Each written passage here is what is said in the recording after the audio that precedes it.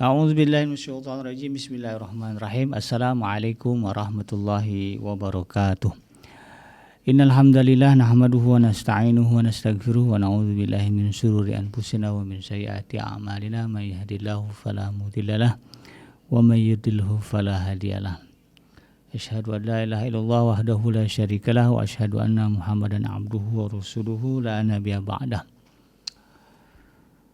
Wa qala Allah ta'ala fi kitabihil karim ya ayyuhallazina amanu taqullaha haqqa tuqatih wa la tamutunna illa wa antum muslimun ya al-haq adkhilna mudkhala sidqin wa akhrijna mukhraja sidqin wa ja'alna min ladunka sultanan nasyira ja'al haqq wa zahaqal batil innal batila kana zahuqa.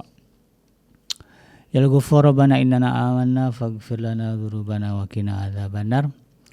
Amma ba'd. Alhamdulillah, segala puji adalah milik Allah. Kembali kita berjumpa di channel iDream TV dalam program Tadabbur Al-Quran, di mana insyaallah kita akan sama-sama kembali mempelajari, menelaah, mentadaburi apa yang Allah Subhanahu wa taala firmankan di dalam Al-Quran yang jumlahnya ribuan ayat. Oleh karena itu sedikit demi sedikit ya kita pindahkan ayat-ayat yang banyak itu dari mushaf Al-Quran ke dalam dada kita, sehingga kemudian Al-Quran bisa menjadi pedoman di dalam kehidupan kita. Tidak lupa kita baca salawat dan salam Allahumma sholli ala Sayyidina Muhammad wa ala ali Sayyidina Muhammad. Assalamualaikum ayuhan Nabi wa rahmatullahi wabarakatuh. Semoga Allah terima salawat dan salam yang kita baca dan dilimpah curahkan kepada para Nabi, para Rasul, wabil khusus ya Rasulullah Muhammad sallallahu alaihi wasallam. Dan semoga kita termasuk ke dalam kelompok orang yang akan berbahagia ketika berjumpa dengan Allah nanti di yaumul mahsyar, dijauhkan dari siksa api neraka, dimasukkan ke dalam surga dan dipertemukan dengan Rasulullah sallallahu alaihi wasallam di tepi sebuah telaga yang sangat indah di bawah sebuah pohon yang sangat rindang, insyaallah. Amin ya rabbal alamin. Sahabat iDream yang dirahmati Allah dimanapun Anda berada, di dalam kesempatan kali ini di program Tadabbur Al-Quran kita akan kembali melanjutkan kajian di dalam surah Al-Baqarah. Kita beranjak ke ayat yang ke-78 hingga ayat yang ke-79 ya. Ayat ini masih berbicara tentang sifat dan perangai dari kaum Nabi Allah Musa alaihissalam ya, atau Bani Israel ya, atau juga bangsa Yahudi ya, di mana ya, ini ayat ini menceritakan bagaimana sisi ya kenekatan mereka memalsukan ya, apa yang Allah Subhanahu wa taala firmankan di dalam kitab Taurat. Ya. Di dalam ayat ini Allah Subhanahu wa taala mengabarkan a'udzubillahi minasyaitonir rajim wa minhum ummiyuna la ya'lamuna al-kitaba illa amani wa inhum illa yazunnun. Wa minhum ummiyun, dan di antara mereka, maksudnya di sini kalau merujuk ke ayat sebelumnya di ayat yang ke-77 ke atas ya, adalah Bani Israel ya, atau orang-orang Yahudi ya.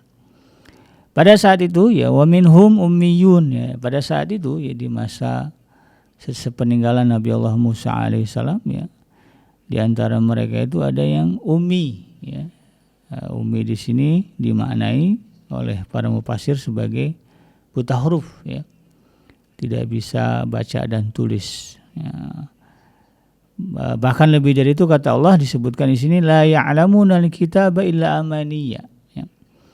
Mereka itu ya, mereka orang-orang Israel yang buta huruf ini, yang tidak bisa baca tulis ini, tidak mengetahui kitab ya. Kitab di sini maksudnya adalah kitab Taurat yang diturunkan Allah kepada Nabi Allah Musa ya, untuk disampaikan kepada kaumnya Bani Israel.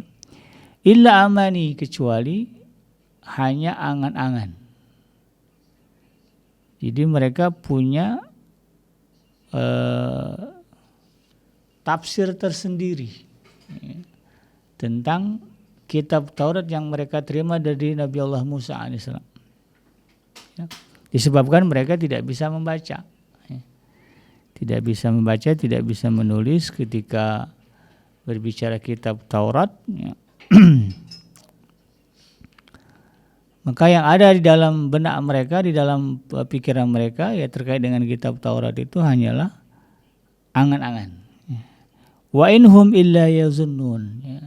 Dan mereka terkait dengan isi kitab Taurat itu hanyalah menduga-duga. Ya. Hanyalah menduga-duga. Di dalam ayat ini, ya, menurut para mufassir, di ayat ini mengabarkan kepada kita tentang orang-orang awam, pengikut-pengikut dari orang-orang sepeninggalan Nabi Allah Musa alaihissalam, ya, Bani Israel, ya. Atau pendeta-pendeta Bani Israel yang pekerjaannya atau yang salah satu kebiasaan buruknya, ya, sebagaimana disebutkan di dalam ayat-ayat sebelumnya, adalah mereka memutarbalikkan isi Taurat, ya, demi keuntungan, ya, demi kemaslahatan atau kepentingan diri mereka atau kelompok mereka. Ya, misalnya riba itu kan. Riba itu dalam segala bentuk sudah tegas diharamkan, ya, di dalam kitab Taurat begitu kan, tetapi kemudian diputarbalikkan, di kalimatnya dibelok-belokkan sehingga kemudian, ya, bagi para pengikut, bagi para pendeta-pendeta Bani Israel itu, ya, mereka boleh menjalankan praktek riba. Sehingga banyak, ya, pendeta-pendeta di kalangan Bani Israel, ya, di dalam sejarahnya ketika itu menjadi kaya, ya, kaya karena riba gitu kan. Sementara umatnya, pengikutnya, ya menjadi budak begitu kan untuk melunasi hutang-hutang mereka kepada pendeta-pendeta mereka. Itu kan. Dan itu terjadi sampailah datangnya masa Rasulullah SAW, di mana praktek riba ketika itu, ya, di dalam sejarahnya itu diberlakukan oleh orang-orang Yahudi, ya, kepada bangsa Arab, ya, yang ada di Madinah, sehingga kemudian mereka menjadi bangsa yang secara ekonomi ditindas, ya, oleh bangsa Yahudi. Bahkan tanah-tanah mereka akhirnya beralih tangan, beralih kepemilikan, ya, karena nggak bisa bayar hutang, lalu kemudian menumpuk-menumpuk, ya, menjadi membengkak karena bunga, ya, maka kemudian akhirnya tanahnya beralih kepemilikan menjadi milik orang-orang Yahudi, ya, kebun-kebun mereka, ladang-ladang mereka.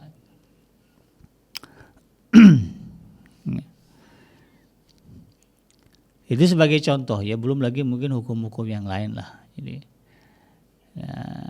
sementara itu, ya, orang-orang yang mengikuti mereka, ya, Bani Israel yang mengikuti pendeta-pendeta Yahudi yang memutarbalikkan isi Taurat, ya, ya, kondisinya sama-sama dalam kesesatan, sama-sama dalam kesesatan, ya. Nah, orang-orang awam di kalangan orang-orang Yahudi, ya, disebut Allah sebagai orang-orang yang ummi, ya, mereka tidak bisa membaca dan menulis, tetapi hanya dapat menghafal kitab Taurat, ya, tetapi mereka tidak dapat memahami makna dan kandungan isinya. Ya, amal perbuatan mereka pun tidak dapat mencerminkan, ya, apa yang dimaksudkan di dalam isi Taurat, ya, karena pangkalnya tidak bisa baca dan tulis, mereka hanya dengar dari pendetanya. Nah, sementara pendetanya memutarbalikkan fakta, lalu kemudian dihafal-hafal tuh. Nah, jadi penyelewengan kitab Taurat itu diawali dengan ini, ya, bahwa orang-orang Yahudi, pendeta-pendeta Yahudi itu dia memutarbalikkan, yang pintar-pintar di kalangan mereka itu memutarbalikkan isi kitab. Sementara di antara orang-orang yang mengikuti mereka mungkin mayoritas, karena memang pada zaman itu kepandaian membaca dan menulis itu kepandaian yang langka dimiliki oleh manusia, gitu kan. Jadi orang kalau udah bisa baca tulis, itu udah jadi tokoh lah gitu, ya, karena kecerdasan. Makanya di zaman Rasulullah juga, ya, ketika Rasulullah lahir itu posisi, ya, para penyair, ya, suara itu, ya, para penyair itu dimuliakan karena kepandaian mereka membaca, menulis dan membuat kata-kata yang indah. Nah, itu menjadi kemuliaan tersendiri gitu kan. Nah, jadi pada masa itu ya mereka ditokohkan, lalu kemudian mereka menerangkan Taurat ya, yang sebahagian besarnya dibelokkan isinya sehingga kemudian tidak menepati apa yang Allah inginkan terhadap mereka. Dan itu kemudian diterima oleh orang-orang Yahudi yang Allah sebut sebagai ummi. Ya, tidak bisa baca tulis. Ya. Sehingga akhirnya mereka mengikuti saja apa yang disampaikan oleh para pemimpin mereka, oleh para pendeta mereka. Lalu kemudian mereka menghafal-hafalkannya, itu kan. Ya, menjadikannya sebagai hukum, menjadikannya sebagai apa ya? Senandung, ya dihafal lah pokoknya. Ya. Lalu kemudian turun-temurun itu, gitu kan, turun-temurun. Nah, ketemu sama cucu mereka yang bisa nulis gitu kan, maka ditulislah gitu kan. Apa yang dihafal-hafal itu, tapi sudah nyeleweng gitu kan, sudah banyak belok dari apa yang sebenarnya diturunkan Allah kepada Nabi Allah Musa alaihissalam. Sehingga memang pada masa turunnya Nabi Allah Isa alaihissalam itu sudah dikenal bahwa bangsa Yahudi itu mengamalkan ya, ajaran-ajaran yang sudah jauh menyeleweng dari ajaran yang sebenarnya ditetapkan oleh Nabi Allah Musa alaihissalam kepada mereka. Karena itu kemudian diutus Nabi Allah Isa dengan mukjizat yang luar biasa, itu pun mereka ingkari ya, bahkan mereka berusaha untuk membunuh Nabi Allah Isa alaihissalam ya, setelah mereka berhasil ya, membunuh nabi-nabi sebelum-sebelumnya. Karena nabi-nabi itu kan menunjukkan fakta ya kepada orang-orang yang ummi bahwa yang kalian baca itu salah, bahwa yang kalian hafal-hafal itu salah. Yang benar itu ya begini-begini. Nah, para kepala-kepala ya, kepala-kepala biara ya, pendeta-pendeta Yahudi, ya, rabi-rabi mereka itu kemudian khawatir ya bisnis mereka, ekonomi mereka akan digoyang. Maka kemudian terjadilah ya peristiwa-peristiwa pembunuhan para nabi yang disebutkan di dalam Al-Quran. Bahkan ketika Rasulullah datang, mereka juga melakukan hal yang sama ya, kekhawatiran mereka akan status quo yang telah mereka rasakan ini kemudian mendorong mereka berusaha membunuh Nabi Muhammad SAW. Sampai sekarang ya. Itu yang terjadi pada Bani Israel atau orang-orang Yahudi. Maka kemudian setelah turun-temurun tadi ya, kitab Taurat yang sudah diselewengkan itu beredar di kalangan mereka, maka kemudian ketemu dengan cucu-cucu mereka ya, anak keturunan mereka yang pandai menulis begitu kan. Lalu kemudian mereka tulis ya. Dan apa yang mereka tulis itu diklaim sebagai kitab Taurat yang asli ya. Padahal awalnya dari orang-orang yang ummi tadi ya, yang menerima informasi yang salah dari pendeta-pendeta mereka. Maka kemudian di ayat berikutnya ya, disebutkan di ayat yang ke-80 yang ke-79, fawailul lilladzina yaktubuna alkitaba biaidihim thumma yaquluna hadza min indillah. Ya, maka kecelakaanlah bagi mereka ya. Ya, kalau kita merujuk ayat ini berarti kan kepada orang-orang Yahudi tadi ya.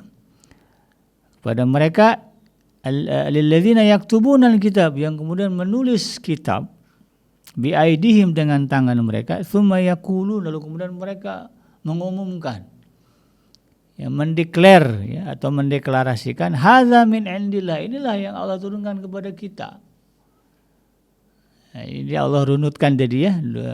Pendeta mereka menyelewengkan, sebagian besar dari orang-orang Yahudi yang nggak bisa baca tulis ini kemudian mengikuti gitu kan, lalu menghafal-hafalkan.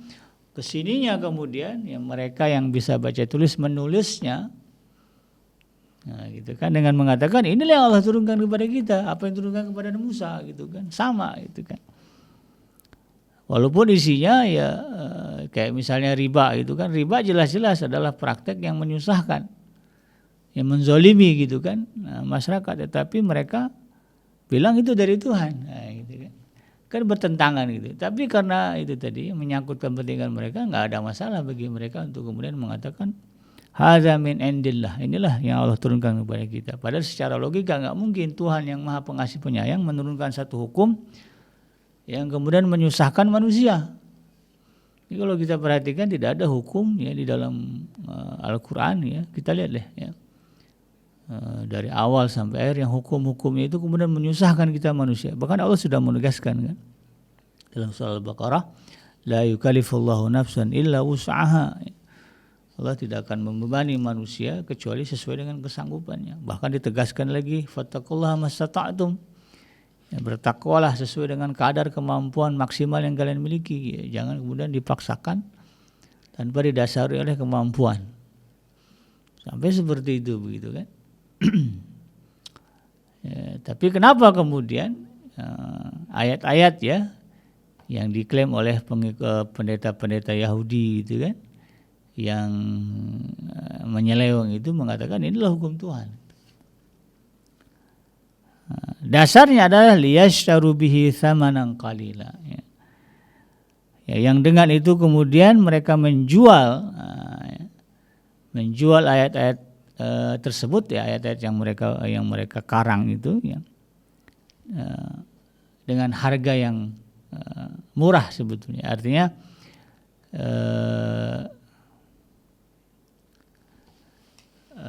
apa yang mereka tulis itu ya menyalahi apa yang Allah turunkan kepada Nabi Allah Musa alaihissalam gitu kan. Sama saja dengan menjual kebenaran ya, yang datang dari Allah kepada Nabi Musa, yang mereka terima dari Nabi Musa dengan harga yang murah. Dengan harga yang murah. Harusnya itu haram misalnya riba itu kan, lalu kemudian jadi halal bagi mereka hanya untuk mendapatkan keuntungan ya, di dunia ya, padahal kepatuhan mereka terhadap hukum misalnya keharaman praktek riba itu akan membuat mereka bahagia mendapatkan pahala yang besar di surga nanti, di akhirat nanti. Tapi itu mereka nggak mau. Yang mereka pilih mendingan kaya di dunia gitu kan. Maka disebut sini dengan kalimat liyashtaru bihi tsamanan qalila. Ya. Harga yang mereka harus bayar untuk mempertahankan praktek yang haram-haram itu, misalnya riba tadi, itu adalah harga yang sangat mahal kalau ya, mahal jika dibandingkan dengan surga. Artinya apa? Dunia yang mereka dapatkan dari hasil ya menipu tadi ya, memutarbalikkan fakta kebenaran adalah sesuatu yang sangat murah di sisi Allah Subhanahu wa taala. Dan inilah prakteknya kita perhatikan banyak orang-orang yang karena dibayar gitu ya untuk membelokkan kebenaran ya demi kepentingan kelompok-kelompok tertentu ya. Bahkan yang hak yang benar ya bisa dikatakan salah, yang salah bisa dikatakan benar. Ya, dibuat kampanye ya, iklan ya, yang seolah-olah ya membenarkan sesuatu yang salah. Nah, ini praktek-praktek sini seperti ini banyak terjadi ya. Terutama bicara politik dan ekonomi gitu kan. Tidak hanya di negara kita, di negara-negara lain juga sama itu kan. Praktek-praktek seperti ini ya, terjadi ya. Ada orang ya bahkan yang bikin sedih ya, mereka mengaku Islam ya, lalu kemudian dibayar untuk membolak-balikan fakta, menggiring opini yang tadinya salah menjadi benar, bahkan yang tadinya benar digiring opininya menjadi salah. Sehingga pada akhir zaman ini ya banyak informasi-informasi yang kalau kita tidak teliti, tidak telah benar-benar, bisa jadi kita kemudian terjebak kepada fenomena menyebarkan hoax ya, atau berita bohong. Ini yang kemudian kita harus pahami benar-benar. Ya. Insyaallah ya. Dan inilah yang Allah ungkap. Jadi Allah telanjangilah ya sifat asli orang-orang Yahudi ya di hadapan Rasulullah SAW. Jadi Rasulullah tahu ya bahwa apa yang kalian pegang sekarang itu bukan yang benar begitu kan. Itu hasil penyelewengan dari orang-orang di zaman nenek moyang kalian dulu gitu kan. Nah, ini kronologisnya diceritakan dengan jelas tadi. Fawailul lahum mimma katabat aydihim wa wailul lahum mimma yaksibun. Maka kemudian Allah putuskan ya, Allah jatuhkan ya satu kalimat yang kemudian menjadi hukuman bagi mereka, yaitu fawailul lahum mimma katabat, ya. Maka celakalah mereka karena tulisan tangan mereka, bima katabat aydihim wa wailul lahum mimma yaksibun, dan celakalah mereka karena apa yang mereka perbuat. Ini menjadi kalimat laknat ya dari Allah Subhanahu wa taala ya, atas perbuatan-perbuatan mereka ya, pada bagian itu tadi ya, kenekatan mereka memutarbalikkan fakta yang sesungguhnya, memutarbalikkan kebenaran gitu ya, yang datang dari Allah Subhanahu wa taala. Maka kemudian mereka ini menjadi orang-orang yang dilaknat oleh Allah Subhanahu wa taala. Kalau Allah sudah melaknat dengan kalimat celakalah ya, maka siapa orang yang kemudian bisa membuatnya menjadi orang yang beruntung? Tidak ada. Walaupun di dunia mereka terlihat kaya karena praktek riba mereka, pada dasarnya ya, yang mereka rasakan adalah kesengsaraan, kesempitan, ya, penderitaan yang orang tidak lihat, itu kan. Yang orang lihat rumahnya besar, istrinya banyak gitu ya, cantik-cantik gitu ya, kemudian hidupnya bebas ya, dari party ke party, pada dasarnya mereka sebetulnya ya, sedang menempuh jalan-jalan yang membuat mereka celaka ya, mereka menderita sebetulnya ya. Makanya kemudian kalau kita perhatikan ya, tidak sedikit di kalangan orang-orang yang model begini ya, yang kemudian mereka matinya tragis ya, bunuh diri, overdosis ya, atau mati di tangan teman-teman mereka, kerabat mereka, itu biasa. Bahkan party, pesta-pesta yang mereka adakan itu indikasi bahwa mereka sedang menderita. Orang kan kalau kalau dilihat sekarang lah ya, kalau dilihat kenapa ada orang yang terjebak narkoba ya, karena mereka menjadikan narkoba sebagai pelampiasan stres. Ya, stres dengan rumah tangganya, stres dengan pekerjaannya, stres dengan kehidupan sosialnya, lalu kemudian ya, party ya, di dalamnya ada minuman keras, mabuk ya, kemudian happy-happyan dalam rangka melampiaskan atau mencari solusi atas kesusahan mereka sebetulnya. Nah, ini yang terjadi.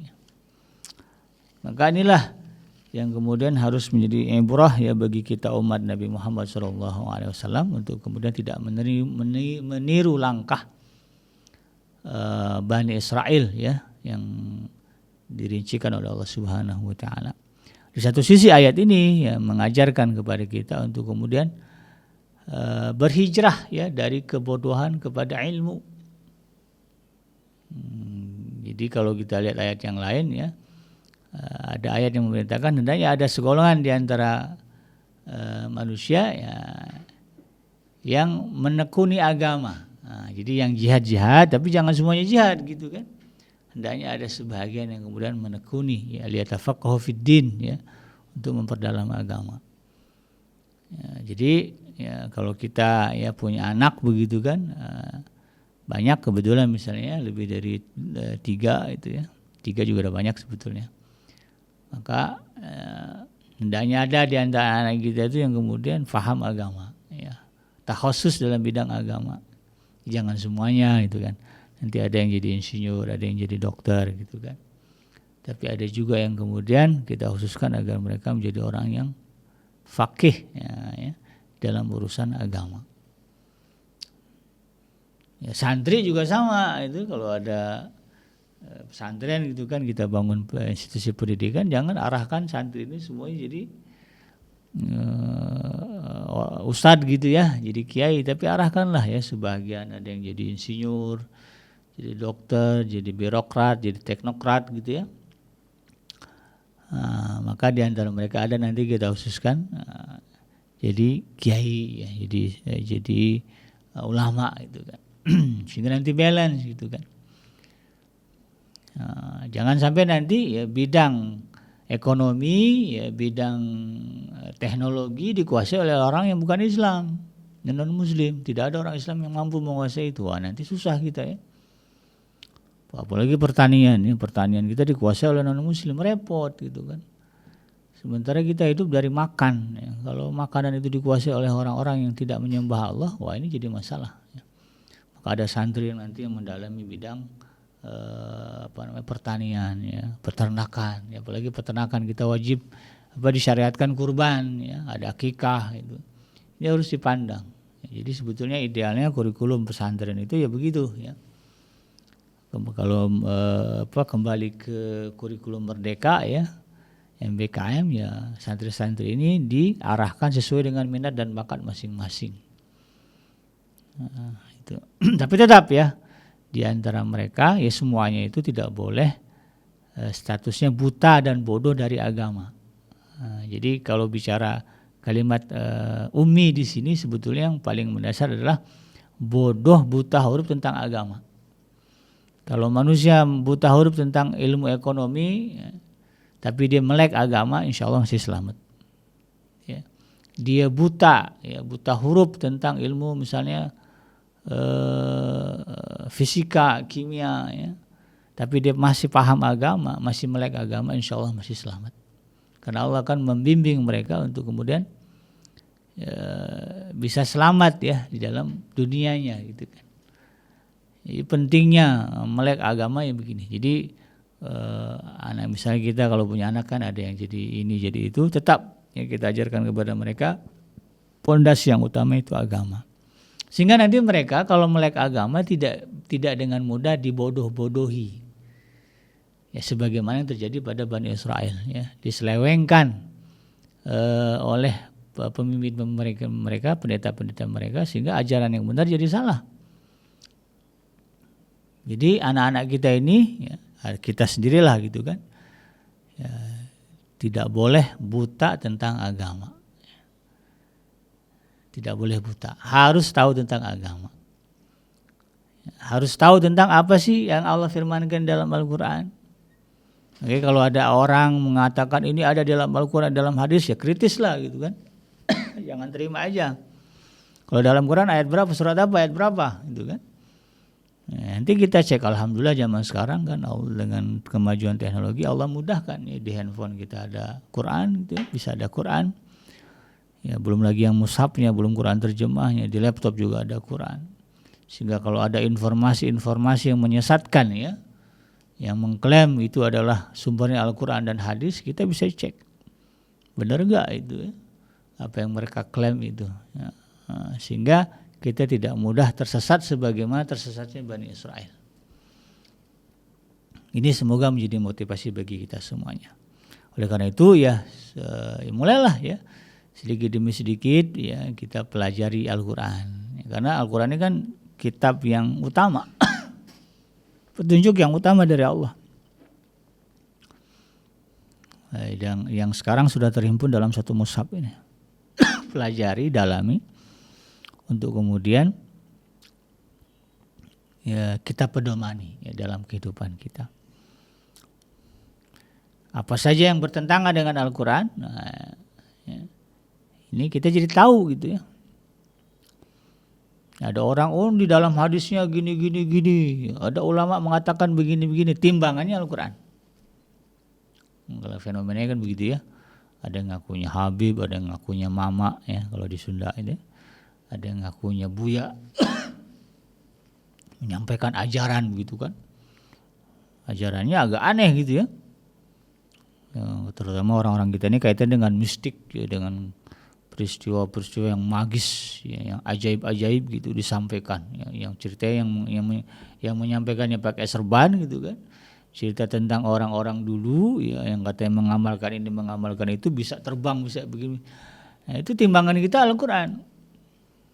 Ya, benar enggak, ya, apa yang mereka sampaikan, bertentangan enggak apa yang mereka sampaikan dengan Al-Quran? Kalau bertentangan, ya, dengan mudah kita kemudian bisa tahu, ini salah, ini enggak benar, ini enggak bisa diikuti. Tapi kalau misalnya kita buta tentang Al-Quran, ya, wah udah dah, ya, main iya aja, ya, sehingga kemudian mudah disesatkan, ya. Demikian sahabat Adrim yang dirahmati Allah, mudah-mudahan bermanfaat.